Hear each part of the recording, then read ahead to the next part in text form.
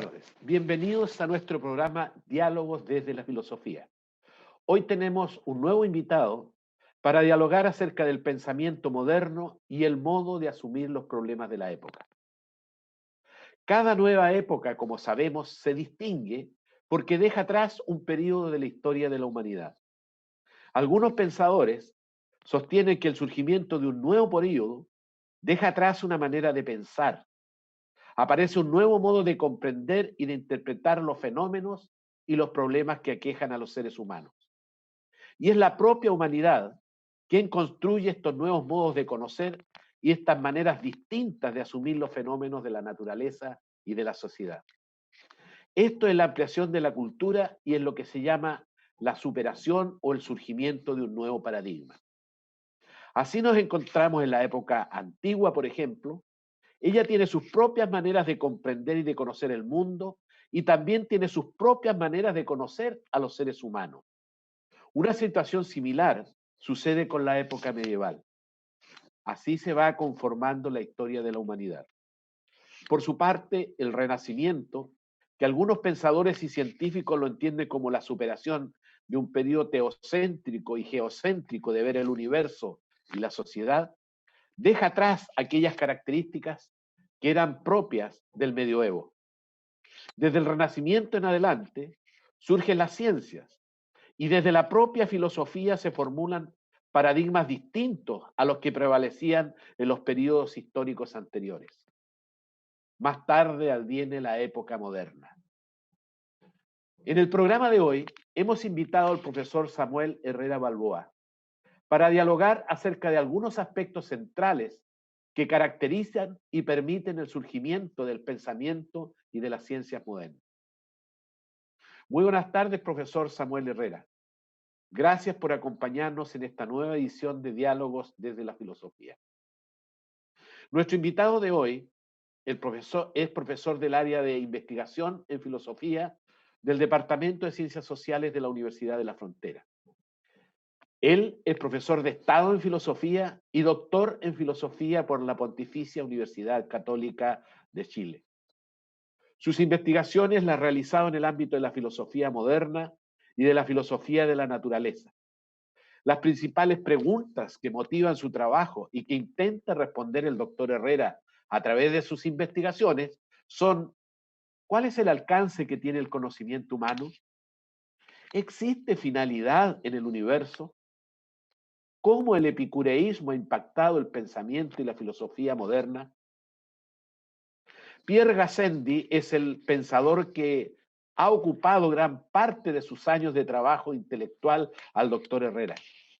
Desde aquí han surgido varios proyectos de investigación y la mayoría de sus publicaciones que ha realizado en revistas indexadas del extranjero especialmente. Pero también el profesor Herrera ha escrito capítulos de libros y gracias al reconocimiento del que fuera objeto su tesis doctoral, recientemente la editorial Herder de Barcelona, junto con la Pontificia Universidad Católica de Chile, publicaron en España su libro Pierre Gassendi, el proyecto de una filosofía de la naturaleza en los albores de la filosofía moderna. En esta primera parte de nuestro diálogo, que hemos denominado la necesidad de la filosofía, conversaremos sobre algunos tópicos y algunas cuestiones centrales con nuestro invitado. Habitualmente oímos que la filosofía es necesaria para la humanidad, que hemos llegado a un punto de desasosiego social e incluso de incomprensión de las situaciones y del sentido que tiene la vida para los seres humanos. En esta dirección, y cada cierto tiempo, la filosofía tiende a desdibujarse. Incluso es dejada de lado por las sociedades. Sin embargo, esporádicamente también se reconoce que ella no puede perderse. Quizás esto sea una especie de resguardo del inconsciente social para dejar ahí a la filosofía y a quienes se ocupan de cultivarla. Del mismo modo, cada cierto tiempo se llama a los filósofos para saber de sus opiniones y juicios en esos momentos de escasa claridad por la que pasa la humanidad. Quizás la época y la crisis que hoy vivimos sea precisamente uno de esos momentos. Doctor Herrera, muy buenas tardes nuevamente. ¿Considera Muy buenas usted que tardes, la, Rubén. considera usted que la filosofía constituye una especie de recurso reflexivo y ético que cada cierto tiempo es olvidada, pero que también cada cierto tiempo ella se torna en una necesidad casi vital, en un recurso, podríamos decir, al que apela la humanidad para abordar sus incógnitas? Bueno, Rubén, primero muy buenas tardes, muchas gracias por la invitación. La pregunta, mientras introducía todo el diálogo, la pregunta es muy interesante porque ya llevamos un par de años en Chile y afuera, donde se hace una exigencia fuerte hacia la filosofía para que diga algo. Se ha hecho una defensa, por ejemplo, en Chile respecto de la filosofía al interior de las mallas curriculares que van a ser obligatorias en el Ministerio de Educación. Y eso ya empezó a decir, ya empezó a mostrar que la filosofía parece que en estos minutos como empieza a reemerger de algún modo a la vida pública. Es cierto que la filosofía siempre ha estado en algún respecto a la vida pública. Y es cierto también que muchas veces se ha retraído. Y me parece muy interesante el momento actual donde la gente parece encerrada en la casa, donde hemos tenido tiempo para observar lo que pasa en el mundo, para observar un diálogo muchas veces entre sordos, a veces también una recurrencia. En Francia, ya lo decía el presidente francés, ¿no? Es el momento de los científicos, pero resulta que los científicos dicen, sí, pero nosotros no sabemos tampoco mucho. Y luego en Chile, en un minuto de crisis, alguien dice, un ministro de Estado dice, bueno, es el momento de los filósofos. Llama mucho la atención que en este minuto de tanta crisis, de tanta reflexión en los hogares seguramente por lo que está pasando, en que la filosofía vuelve a emerger, aparece aparentemente en la palestra de la sociedad, y lo interesante de este momento es que los filósofos están respondiendo. Ahora bien, yo también sería prudente a la hora de decir el modo en que lo están respondiendo, ¿no? Parece que se buscan respuestas y soluciones incluso de algún respecto, pero me llama la atención porque parece que la filosofía nunca ha sido del todo tan buena con las soluciones, sino que más bien justamente con preguntas. Y parece que lo que se le está exigiendo justamente a la filosofía son vías de escape, vías de sentido por donde volver a pensar el momento actual en que estamos, ¿no? Y claro, y los filósofos respondiendo publican sobre la cuestión contingente. Eh, y el otro día, pensando en este mismo momento, ¿no? Que estamos viviendo, la- parece que es una actitud completamente distinta a lo de por ejemplo, a lo de los filósofos de la modernidad. Las opiniones contingentes respecto del mundo parece que se guardaban para un diálogo privado, por ejemplo, para un diálogo absolutamente privado, académico siempre, filosófico siempre, crítico siempre, pero de algún modo siempre guardado bajo llave, excepto después cuando ya seguramente habían fallecido y se organizan las cartas que ellos piden rescatar o los albaceas intelectuales reorganizan en su obra. En cambio, lo que tenemos hoy es la filosofía en la palestra, distintos filósofos en distintas partes del mundo dando opiniones sobre qué es lo que tenemos que hacer. Y en ese contexto, me parece un momento interesante la filosofía, pero que habría que tomarlo con cierta prudencia, ¿no? Porque, como quisiera reiterar esa idea, ¿no? Que parece que la filosofía, a la hora de las soluciones, no estoy tan seguro sobre la solución para la sociedad, sino que más bien estoy preguntándome por qué otras preguntas nos van a tener que resurgir. Parece que la filosofía tiene que ver con tomar distancia o detenerse frente a lo que nos pasa para poder mirarnos de mejor forma. Y no en medio, sumergidos en el problema, ofrecer una opinión al respecto, ¿no? Claro, es que estamos en una... por una parte, los filósofos y usted tienen que tener una actitud prudente y de hecho, para poder reflexionar y para poder pensar, uno necesita la prudencia, necesita incluso la tranquilidad. A veces incluso distanciarse un poco de la contingencia y del fervor de la cotidianidad, pero no para hacerse un lado. Quizás por eso a veces dicen que la propia filosofía tiene que ver poco con la realidad concreta, más aún cuando estamos en una cultura donde se exige todo rápido, respuesta, eficiencia, y la filosofía justamente no va por ese camino. La filosofía ayuda a comprender y lo que se plantea más bien, como dice usted, son más bien preguntas. Y las preguntas son cada vez más profundas, tienen que ver más con la naturaleza, el sentido del humano, y por lo tanto para que el ser humano le encuentre sentido a la vida. Hoy día estamos en la época de los expertos, ¿no? Todos son expertos, todas las preguntas a los expertos. Pero bueno, ahí estarán los expertos y ojalá podamos tener de los expertos una respuesta tan concreta como la respuesta de la vacuna. Ese tipo de respuesta, la filosofía no va por ese lado. La filosofía va en otro sentido.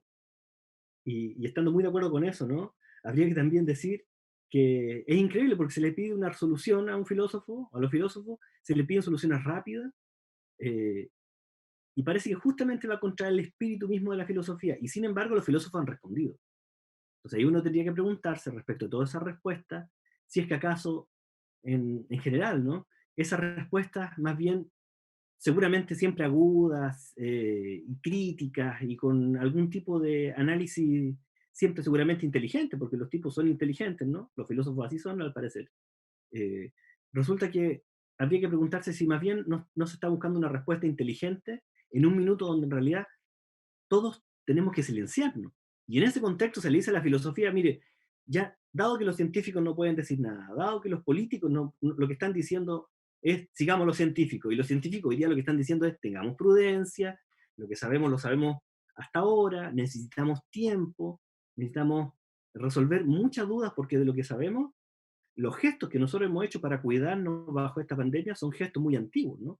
Son gestos que nos muestran eh, que nos muestra una precariedad respecto de lo que sabemos con el actual bicho, eh, muy significativo. Estamos en una precariedad porque estamos tomando las mismas medidas que tomaría un romano hace 2000 años o alguien hace 400, 500 años. O sea, cuando hubo una peste, la gente lo que hizo fue aislarse, alejarse, eh, intentar tratar en cierta distancia respecto de los enfermos, y tratar de no contactarse, que es básicamente, si le sumamos un buen lavado de manos y una lejanía prudente, es lo que estamos haciendo, es decir, no, uno no podría decir que es el minuto de la ciencia. Justamente lo que nos refleja hoy día es que la ciencia tampoco tiene todas las preguntas, todas las respuestas. Y preguntándose, necesita también tiempo y distancia para saber realmente respecto de lo que está pasando.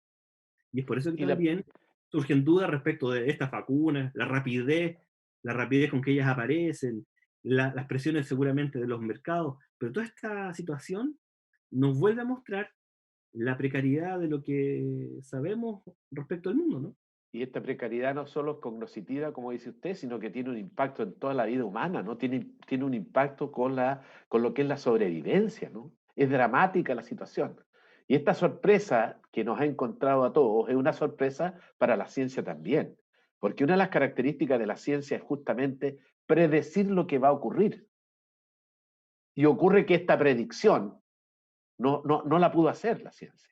Entonces ahí muestra, y yo creo que eso es lo que tenemos que tener claro los seres humanos, de que si bien la ciencia es un buen instrumento explicativo, es un buen instrumento para adelantarse, para predecir lo que puede ocurrir, eso no significa que las predicciones ni las verdades de la ciencia sean exactas, verdaderas y absolutas. Nosotros creemos a veces casi con una actitud de dogma. Lo dice la ciencia y por lo tanto no hay nada más que decir.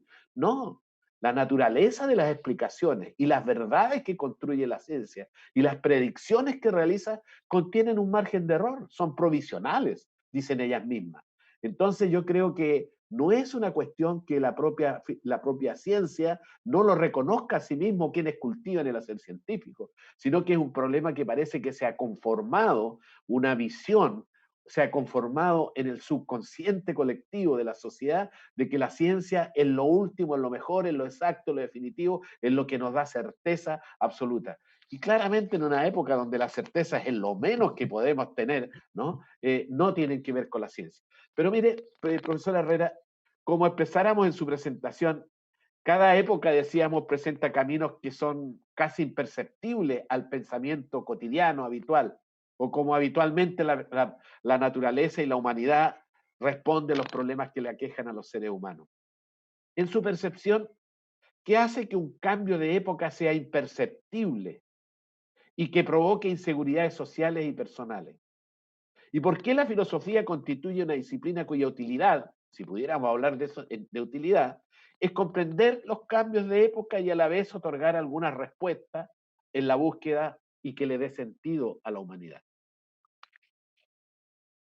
Hay, hay dos cosas que uno puede intentar explicar esa pregunta que a mí me llama mucho la atención, ¿no? Porque hay una suerte, en la historia hay una suerte de pliegues explicativos. Son cuando la gente cuando hay un manual de historia sobre algo y pone un hito, por ejemplo, histórico marca un quiebre de un lugar a otro y de un espacio temporal a otro, ese momento histórico, ese hito histórico, en general nunca se dio así. Escuchaban incluso en su propia presentación, profesor, que había esta distinción entre la época medieval profundamente teológica hacia una nueva visión en la modernidad. Pero esa visión no se da porque llega meramente el Renacimiento. Hay una lucha enorme entre el siglo XV, XVI, XVII, que es donde se gestan estos movimientos, que llegan hasta incluso el siglo XVIII, ¿no? Donde al menos en el mundo académico se empiezan a dirimir espacios explicativos sobre las cosas. Y claro, el que está inmerso, el que está sumergido en el problema, eh, está sumergido también, no en un mero problema, está sumergido en su existencia y está sumergido en su tiempo, ¿no? Y estando sumergido en el tiempo, parece que también lo que estamos observando es aquello que podemos alcanzar a mirar. La prudencia en ese sentido epistemológica, o sea, sobre el conocimiento, o la prudencia incluso respecto del modo de operar con las herramientas técnicas que se tienen en ese minuto, ha sido siempre un carácter desde los orígenes de la ciencia moderna, donde los tipos decían, los filósofos decían, bueno, nosotros, esta no es toda la explicación nueva que tenemos, son principios que seguramente nos van a alcanzar a mostrar ciertos fenómenos, pero que otros seguramente podrán mostrarnos de mejor forma los mismos fenómenos, y en ese minuto lo que tenemos que hacer es cambiar. Entonces, lo probable, lo verificable, siempre ha sido un deseo del mundo científico.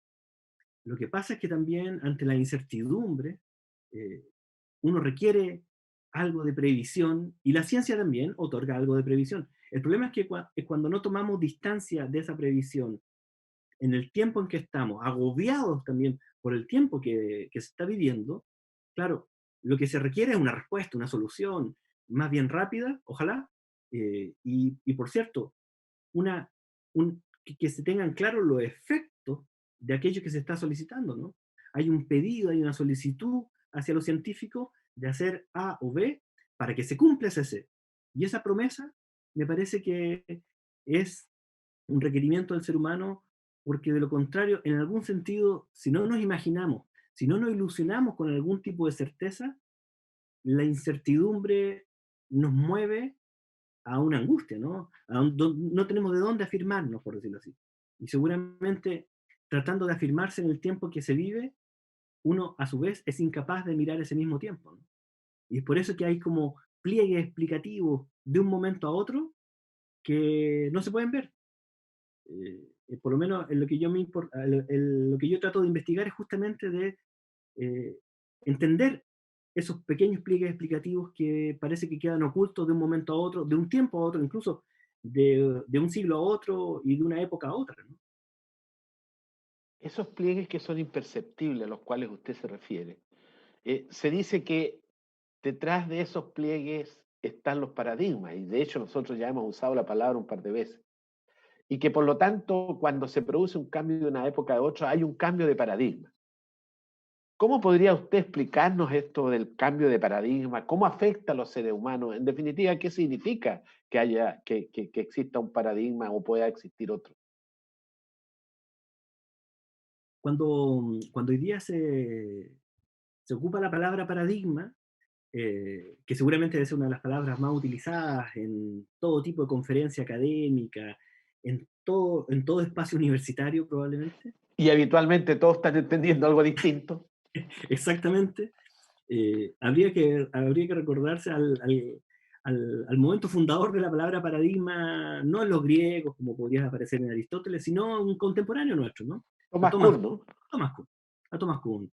Y, en ese y el uso de la palabra paradigma que apunta a una matriz interpretativa general del tiempo, pero también Kuhn pone un cuño muy fuerte, ¿no es cierto?, la cuestión de la ciencia, de los métodos, y cómo ellos van a estar inspirados, cómo ellos van a estar validados por la sociedad, por ejemplo. Vale decir, en última instancia, en paradigma, eh, está validado por una comunidad, está aceptado por una comunidad, se le reconoce válido al interior de esa comunidad y, y es tan válido que termina siendo transparente, ¿no? Es por eso que cuando en este minuto se pregunta, bueno, ¿quiénes tienen que dar la vacuna? Bueno, son los científicos, ¿no? De forma inmediata. Nadie piensa que la solución va a estar en la naturaleza tan simplemente.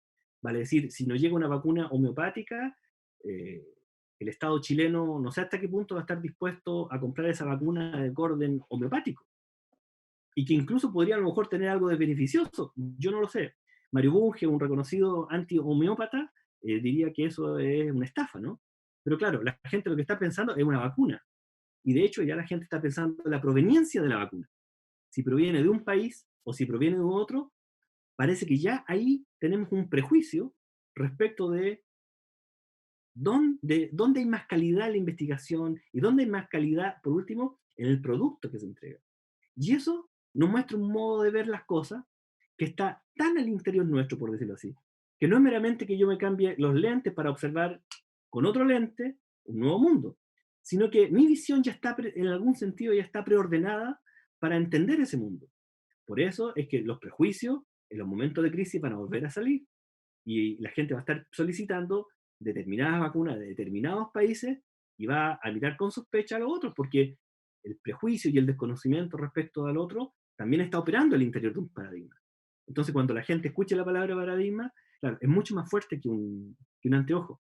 Es el modo en cómo vivimos y cómo interpretamos y que está tan arraigado en nosotros que nosotros en última instancia no los vemos. No vemos como vemos, por decirlo así, ¿no? Estamos No nos damos, inmersos. no nos damos ni cuenta, ¿no?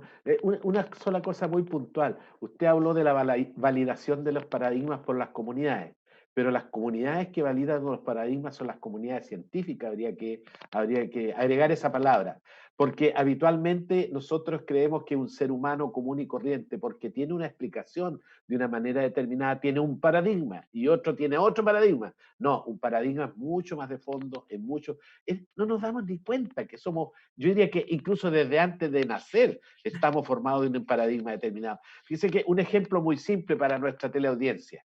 Eh, ¿Por qué nosotros pensamos y escribimos de izquierda a derecha, de arriba a de abajo? Sin embargo, existen otras culturas que no lo hacen de esa manera, que piensan de una manera distinta. Entonces, ¿qué significa ahí? Significa que se ha ido acentrando, afincando una mirada en una cultura y en otra distinta respecto a la misma naturaleza, del mismo problema, de la misma realidad. Entonces, cuando las ciencias operan desde la cultura y desde el paradigma que prevalece en esa cultura.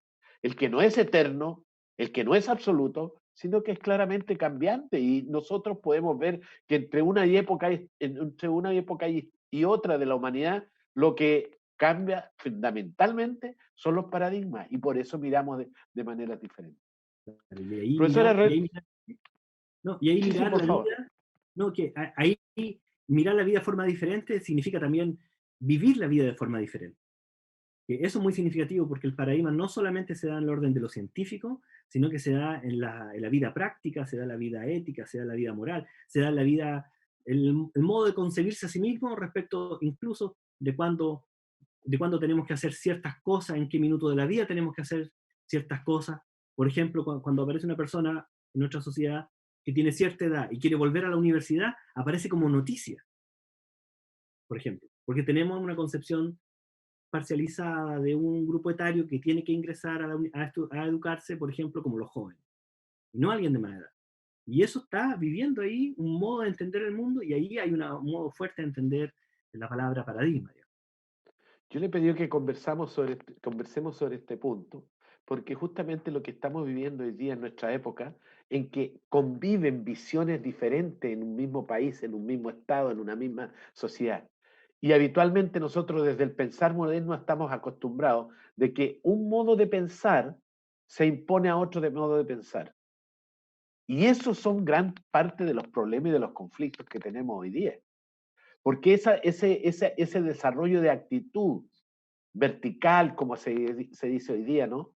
Impositiva, no tiene la tolerancia suficiente y no tiene la claridad suficiente para ver que todos podemos convivir, aun cuando tengamos maneras diferentes, pero sí podemos llegar a puntos de encuentro que no sean comunes de base. Y esa puede ser lo que se llama paradigma de base, el que podamos concordar. Pero, profesor, ¿qué aspectos considera usted centrales a la base cuando observamos del teocentrismo medieval que hay un cambio a esta nueva manera de pensar la humanidad en los siglos XVII y XVIII, es decir, más o menos cuando comienza la época moderna? Hay ahí un cambio que es radicalmente estudiado hoy día, en los últimos 50 años hay avances enormes respecto de estos pliegues que yo mencionaba. Son momentos donde distintos tipos de pensadores han estado abordando un problema. La gracia es que todos esos pensadores llega un minuto en que empiezan a hacerse preguntas y apropiarse de la pregunta de un modo muy particular. Y las preguntas que se hacen sobre qué es la naturaleza, cómo se constituye el mundo, etcétera, ya no se las responden desde una matriz, por ejemplo, eclesiástica, sino que empiezan a pensar el mundo desde un momento científico, por decirlo así. Y ese momento científico, ese momento filosófico, es la razón del ser humano puesta al servicio del ser humano. Y ese juego en que las respuestas sobre el mundo ya no están en otro lugar que no sea el mundo y no están meramente puestas allá afuera sobre el mundo, sino que están ahí a la base de un sujeto que está observando ese mundo. Eso es una cosa absolutamente radical, porque la verdad ya no va a estar, ya no va a ser una cosa trascendente. Incluso, no tan solo no va a ser trascendente, sino que va a ser absolutamente personal, por decirlo así. Es el sujeto, es el ser humano, es la persona que está pensando, la que se va a ver llamada, la que siente una suerte de llamado a un dicho que hizo famoso Kant, pero que inauguró seguramente Pierre Gassendi, que era sapere aude. Vale decir, eso el latín querría decir algo así como atreverse a saber por sí mismo. Y esa disposición frente a los problemas de no dejar que una tercera o que una segunda opinión se apropie de mí, sino que yo mismo, con mi propia fuerza intelectual, trate de obtener una respuesta, es la que genera un movimiento enorme y un cambio absolutamente fuerte en los pensadores del siglo XVII, por ejemplo. De lo que usted nos explica se desprende de que la gran diferencia de este paso del medioevo a la época moderna radica en que las explicaciones teocéntricas del medioevo tenían su afincamiento religioso, como decía usted, es decir, las miradas, la comprensión del universo y del hombre venían desde la fe, desde el dogma, desde la creencia. Desde la creencia en la existencia de un ser superior, creador de todo lo que existe. Sin embargo, el cambio que se produce a la modernidad es que esta mirada desde la fe adviene, como usted nos expresa y nos explica, adviene una mirada más bien desde una perspectiva reflexiva, desde la razón, desde el intelecto. Entonces, parece que ahí está la diferencia fundamental que se empieza a producir entre una época y otra, ¿no? Entre el medioevo y el periodo moderno, pero que a su vez este nuevo medio racional impacta, moviliza y tiene que ver con todo lo que hace el humano, impacta en el modo de organizar las ciudades, antes existía el periodo feudal y la vida era en el campo, ahora se traslada a la ciudad y surge la escuela, ¿no? ¿Cómo pudiera usted referirse un poco más a esos aspectos? Hay un ojo que ese mismo cambio también está motivado por las querellas religiosas, ¿no? Estos filósofos están buscando, los pensadores, están buscando algo así como un modo nuevo de concebir una verdad que permita apropiarse de la verdad y entenderla racionalmente Porque lo que ha pasado en los primeros años del siglo XVII, entre el 1600, un poquito después, son guerras muy, muy, muy terribles en Europa. Y por lo tanto, lo que están buscando es cómo llegar incluso a algún tipo de acuerdo, algún tipo de nueva forma de entender las cosas, de explicarse sobre las cosas.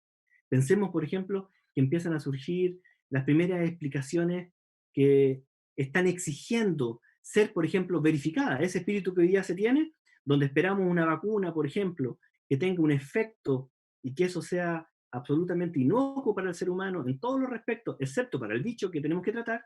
Bueno, ese modelo, por ejemplo, de causa y efecto, aquí se está forjando, pensándose, porque hay algo que tenemos que verificar. Y esa verificación se tiene que dar en este mundo, por este mundo y para este mundo, y no se necesita una verdad revelada de ningún otro aspecto, sino que basta con un tipo de procedimiento, con un tipo de actitud frente a los fenómenos que se nos aparecen, y por lo tanto, a partir de ahí, los resultados que obtenemos y las explicaciones que tenemos de cómo se dan esos resultados son siempre causales, vale decir.